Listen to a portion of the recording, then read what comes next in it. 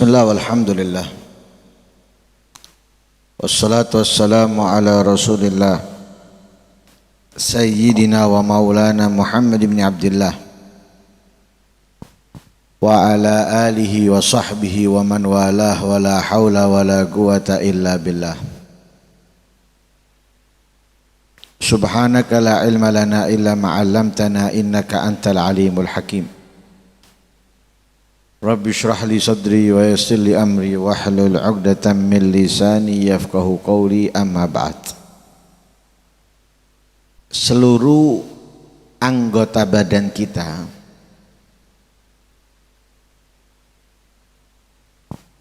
semestinya tidak kita gunakan kecuali di dalam ketaatan, di dalam perbuatan-perbuatan yang terdapat ridhonya Allah. Tidak kita pakai kecuali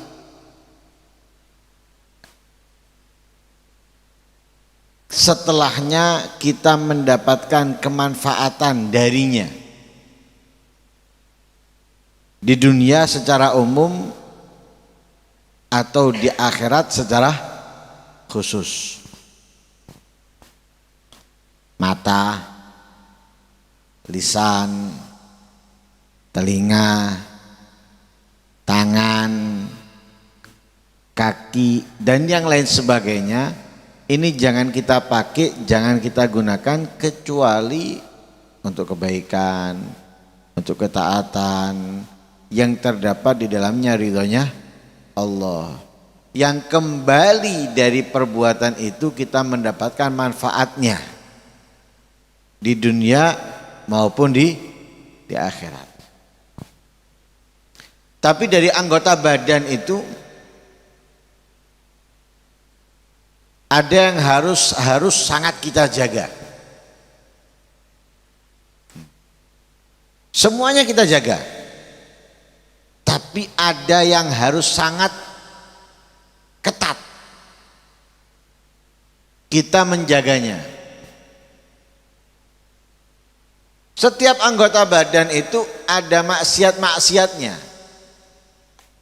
Nanti di dalam kitab Risalatul Jami'ah itu di akhir-akhir kitab akan dijelaskan maksiatnya hati, maksiatnya mata, maksiatnya tangan, maksiatnya lisan, maksiatnya kemaluan, kaki, dan lain sebagainya akan dijelaskan. Yang biasa dengan disebut 7 anggota, ya, 7 anggota badan: mata, lisan, telinga, tangan, kaki, perut, dan kemaluan. Ini semuanya ada maksiatnya yang semuanya harus kita jaga, kita hindarkan, kita jauhkan. Tapi khususnya 3 ini harus lebih ketat dari yang lain. Kenapa? Karena maksiat-maksiat yang ada dari anggota lainnya itu di antara sebabnya karena 3 ini. Karena 3 anggota ini. Jadi karena 3 anggota ini sehingga anggota 4 lainnya melakukan kemaksiatan atau melakukan perbuatan-perbuatan yang dibenci, yang dimurkai oleh Allah Subhanahu wa ta'ala. Yang pertama yaitu menjaga lisan.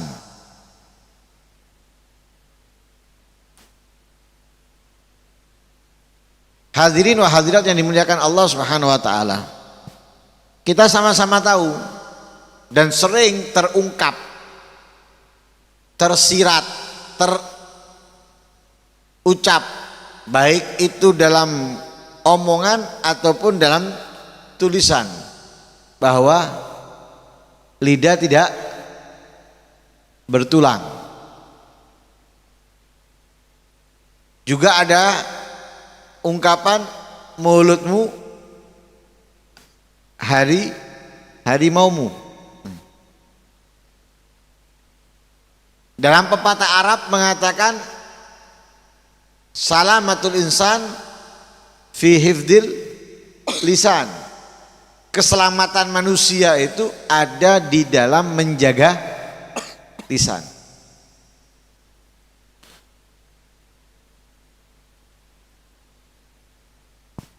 Kalau kita perhatikan keburukan-keburukan, kemaksiatan-kemaksiatannya lisan ini jauh lebih besar, jauh lebih banyak daripada maksiat dari anggota badan lainnya. Coba hitung yang kita tahu dari kemaksiatannya lisan. Yang pertama, menggunjing, ghibah, ngerasani. Yang kedua, namimah, adu domba.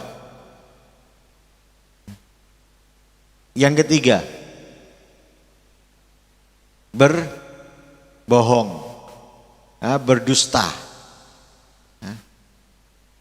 Yang keempat, sumpah palsu. Apa lagi? Yang kelima, mencaci, melaknat, dan yang lain sebagainya. Coba perhatikan dari maksiat-maksiat tadi itu enteng-enteng, kecil-kecil atau besar, berat-berat dan besar-besar. Nabi pernah bersumpah. Ini yang kita bahas yang umum dulu. Nabi pernah bersumpah apa? Dengan menyatakan al-mu'min la yakdzib. Nabi bersumpah bahwa orang mukmin itu nggak akan berbohong. Berarti itu bukan hal yang kecil, itu hal yang besar.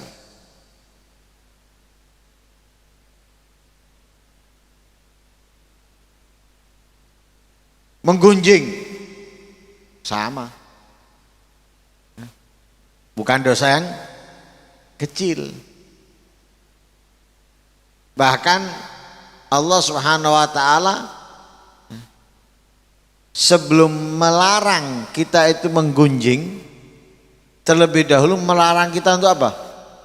Banyak berprasangka. Kenapa? Karena banyaknya berprasangka muncullah ghibah, ngerasani, menggunjing. Nah, perlu kita lihat sudah. Dosa-dosanya itu besar-besar semua itu, bukan dosa kecil. Sudah banyak macamnya maksiat dari anggota badan ini khususnya lisan, dan tidak ada yang kecil, hampir semuanya besar. Karena itu kita lebih harus diperintahkan untuk menjaga yang pertama, yang utama adalah lisan.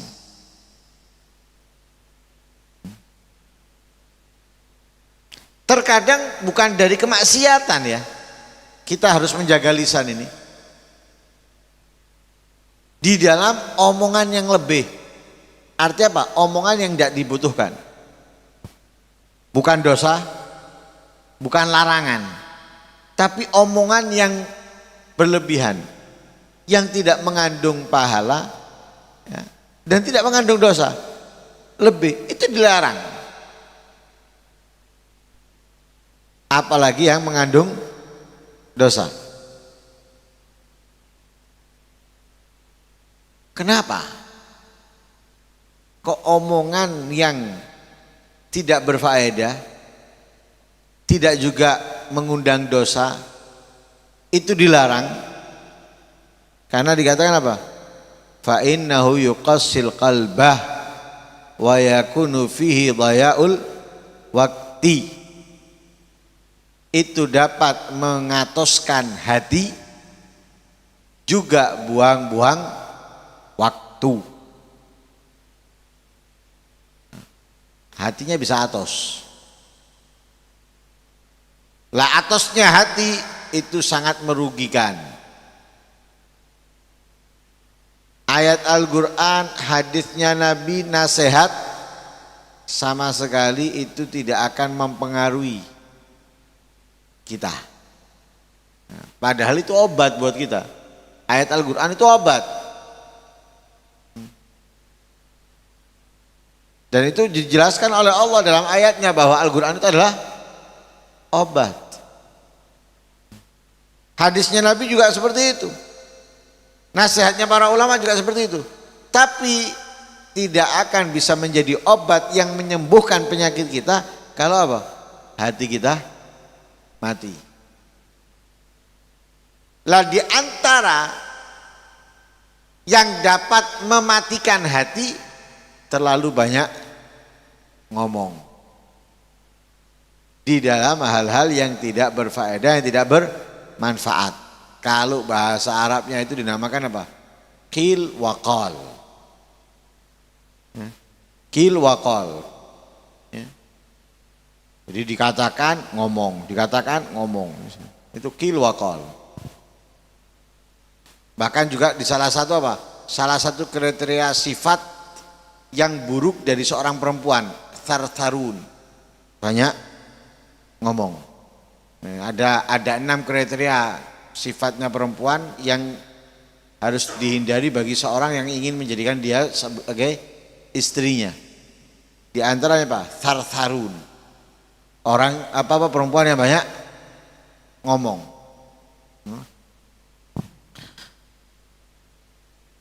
Mematikan hati.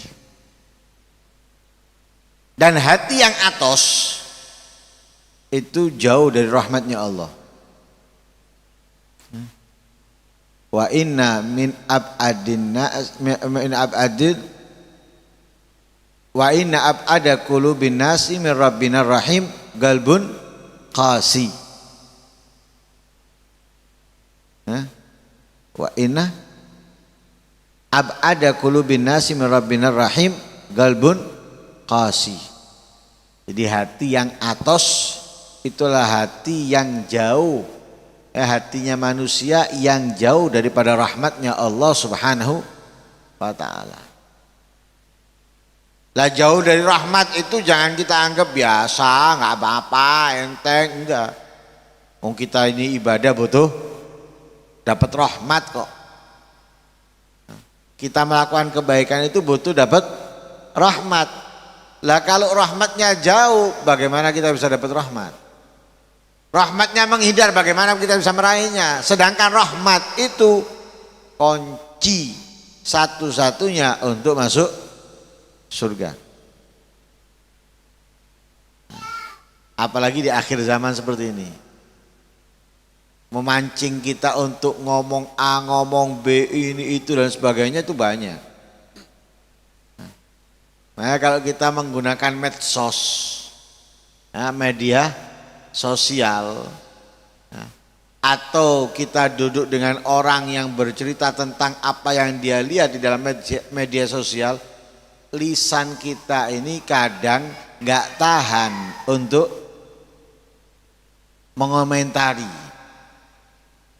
Ada orang nggak hadir pengajian, lihat streaming, ada orang ngomentari, ya, komentari di pengajian itu, gorok aja ini, komentar, lah apa? Kamu ini ngelihat streaming untuk apa? Untuk ngelihat kajian. Lah kamu nggak ngelihat kajian, nggak dengarkan kajian, ilo-iloan. Habis kuota kamu hanya untuk saling menghujat, saling menghina. Akalnya kamu di mana? Lah kamu tujuannya membuka ini tadi untuk apa? Untuk cari ilmu, untuk dapat faedah. Enggak, ngeladeni komentar. Apa manfaatnya?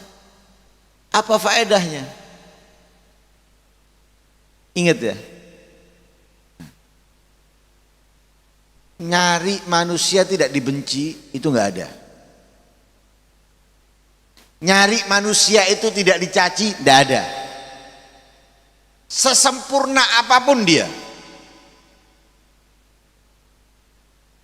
Ada yang lebih sempurna dari Nabi kita Muhammad?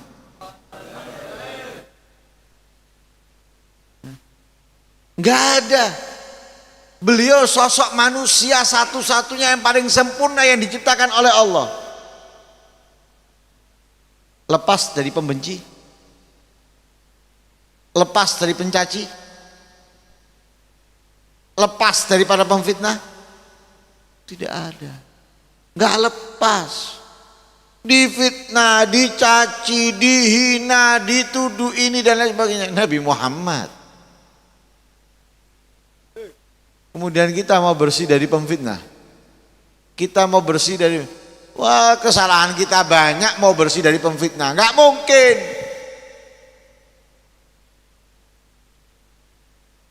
Nabi Muhammad yang akhlaknya, adabnya sempurna, dicaci, dihina. Lah kita adabnya, akhlaknya jauh dari sempurna, enggak ada yang mencaci. Minta bersih. Tuh. Enggak mungkin. Tidak akan mungkin, mustahil. Lah kalau sudah pasti ada yang mencaci, ada yang menghina, ya sudah. Lihat yang diajarkan oleh Nabi Muhammad kepada dirinya untuk kita dan juga kepada para sahabatnya, kepada ahlul baitnya. Pernah Nabi membalas cacian mereka? Pernah Nabi membahas fitnahan mereka, membantah fitnahannya mereka? In udhiya ya'fu wala yu'aqib wa in khusima yasmut wala yujawib. In udhiya, Nabi itu kalau diganggu, dilempar batu sampai berdarah, dilempar kotoran sampai kotor pakaiannya, dikasih duri di jalannya tertusuk, ya'fu wala yu'aqib, memaafkan Nabi. Wala yu'aqib, tidak dendam, tidak marah. Wa in khusima, kalau dicaci, kalau difitnah, kalau dituduh, yasmut, diam Nabi. Wala yujawib, tidak menjawab.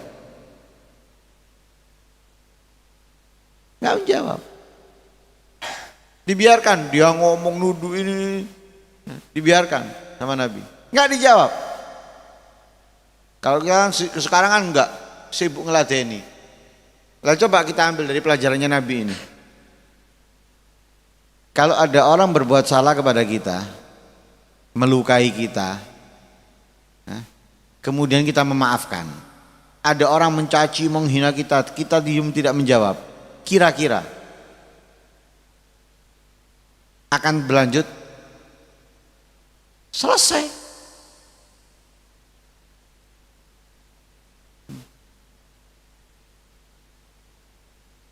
Orang itu ketika ada wasit nggak akan berhenti tinju-tinjuan.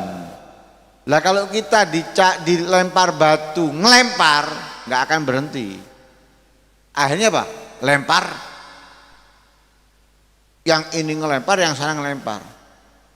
Sana lebih banyak, dilempar lebih banyak.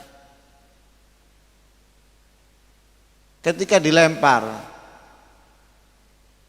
nggak dihiraukan, nggak akan mungkin akan membalas melemparnya. Membalas ngelempar kan karena dibalas mungkin ngelempar satu, dilempar dua. Akhirnya yang sana marah, ngelempar 4.